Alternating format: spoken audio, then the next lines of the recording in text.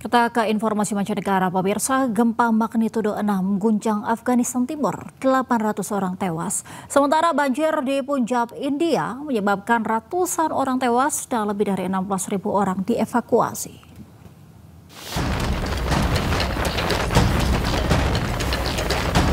Gempa yang paling mematikan selama 1 dekade terakhir terjadi di Afghanistan. Survei Geologi Amerika Serikat menyatakan gempa magnitudo 6 terjadi tepat sebelum tengah malam di Afghanistan Timur. Kuatnya gempa bahkan terasa di negara tetangga seperti Pakistan dan India. Akibat bencana ini setidaknya 800 orang tewas dan 2.800 orang terluka. Pejabat Afghanistan menyatakan korban gempa membutuhkan rumah sakit lapangan, tenda, makanan, dan air bersih.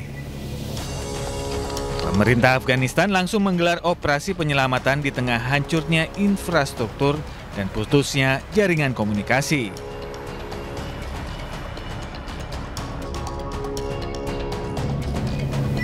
Sementara itu, di India Utara setidaknya 29 orang tewas dan ribuan lainnya mengungsi ketika banjir melanda 7 distrik di Punjab.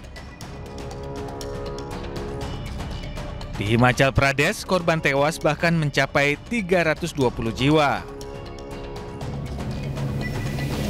Bencana ini menyebabkan 1.000 desa terendam dan 16.000 orang dievakuasi. Peristiwa ini merupakan banjir terburuk di India dalam beberapa dekade terakhir.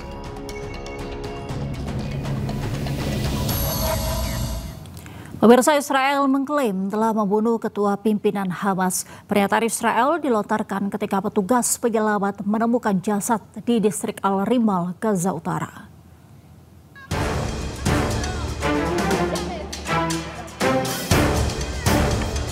Sabtu waktu setempat, Israel kembali menyerang permukiman warga. Kali ini militer Israel menyasar gedung di distrik Al-Rimal. Serangan intensif membuat sejumlah bangunan rusak dan warga meninggal.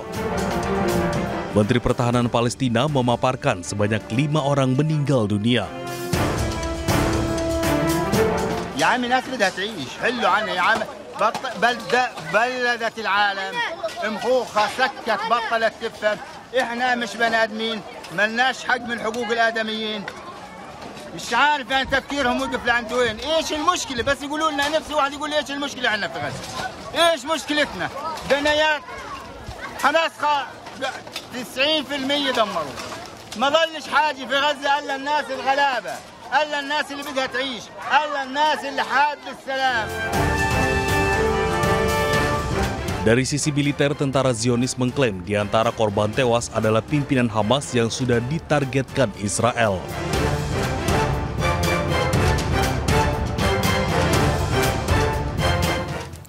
Pemirsa, keluarga di Palestina, khususnya di Gaza Utara, satu persatu mulai mengungsi ke Gaza Selatan. Mereka meninggalkan rumah mereka karena serangan dari Israel yang bertubi-tubi.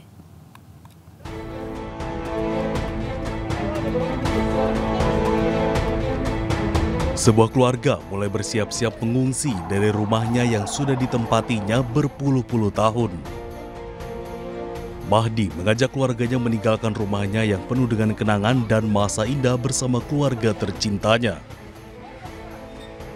Sejak Israel menyampaikan akan menguasai kontrol dan mencaplok keamanan di Gaza, kondisinya semakin mencekam. كان أسوأ يوم في حياتنا من 40 سنة. من 40 سنة ما تزوجت أنا كان هذا اليوم الأسوأ. وأن مش عارفة شو أقول لك. مش راضية تطلع. الحياة كلها ماتت. يقول لك روح من البيت وانزح. يقول لك روح من البيت وانزح. هذا احنا ميتين، احنا بس بنتنفس من الله، لكن احنا على الواقع ميتين. نسيت بيتنا وذكرياتنا وأحلامنا وكل شيء بيمثلنا في البيت واحنا بنمثله، وطلعنا على الأرض بور لا فيها مية ولا فيها كهرباء ولا فيها حمامات الله يعزك ولا فيها أكل ولا شرب معنا أطفال كتار. IDF telah mencapok kekuasaan di Gaza. Militer Israel mengklaim bahwa Gaza adalah zona pertempuran pada Jumat waktu setempat. Sontak satu persatu keluarga di Gaza Utara mulai mengungsi ke bagian selatan. Perang Israel-Hamas terjadi pada tanggal 7 Oktober 2023. Lebih dari 63.300 warga Palestina meninggal dan hampir 160.000 warga luka-luka. Pemirsa, delegasi IGPC atau Indonesia Global Peace Convoy tiba di Tunisia. Belasan relawan ini akan bergabung dengan ribuan aktivis kemanusiaan dari berbagai negara untuk menjalankan misi kemanusiaan menembus blokade Gaza.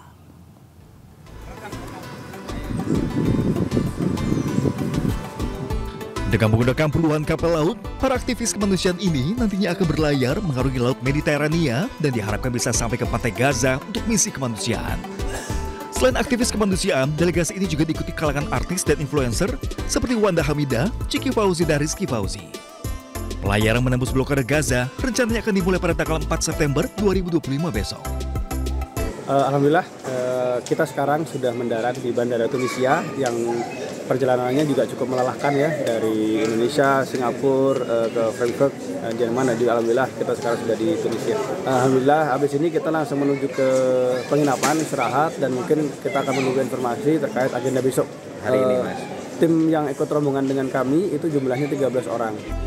Indonesia melalui IGPC menyumbang 5 kapal untuk misi kemanusiaan global ini. Hingga saat ini, hampir 50 relawan kemanusiaan asal Indonesia sudah tiba di Tunisia sambil menunggu jadwal pelayaran yang telah ditentukan oleh Steering Committee Global Summit Flotilia.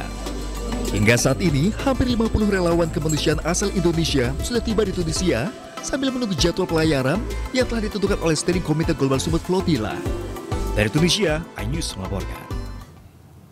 Pemirsa, warga Israel menuntut pemerintahnya hentikan perang dengan Palestina. Mereka mengutuk aksi penyanderaan dan penyiksaan keluarga Sandra di Palestina.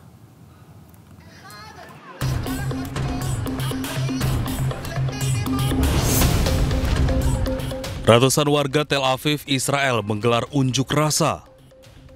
Gelombang demo para warga Israel masih terus berlangsung meminta kabinet militer Israel menghentikan perang dengan Palestina. Sejumlah demonstran membawa spanduk bertuliskan "Bawa kami pulang dari neraka dan waktunya sudah habis. Bebaskan Sandra sekarang."